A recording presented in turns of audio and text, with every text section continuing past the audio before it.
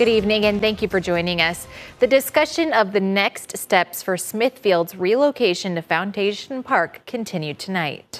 The Sioux Falls City Council held its first reading of the proposed $90 million TIF.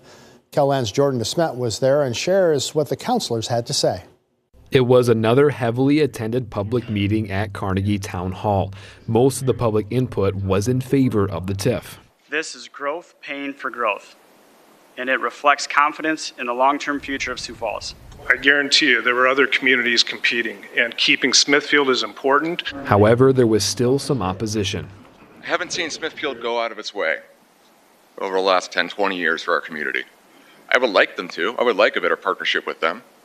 I don't think the TIF is the way to do it, or I don't think $90 million is the way to do it. Then it was the city council's turn to give their point of view. Councilor Kurt Sale mentioned the plane crash that took the life of Governor George Mickelson and 7 others in 1993.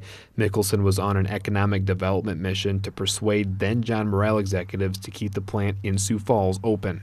Those people gave their lives to keep this plant open over 30 years ago. And I believe the city council is going to move to try and keep that same thing done.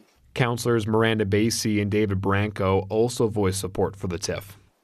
This is one of those moments when I pray for wisdom, because we've heard a firm statement that without the TIF, that we lose the plant, that this is a necessary element of the deal. And, it's one of those things where you can't necessarily know if that's true or false, but it's an awfully big risk. We get a lot of emails in addition to the folks that come and speak, and a lot of voicemails. And it is an absolute joy that the emails and the voicemails that I'm getting about this vote are overwhelmingly positive. And so I'm personally really excited about the future that this project has for our community. In Sioux Falls, Jordan DeSmet, KELOLAND News.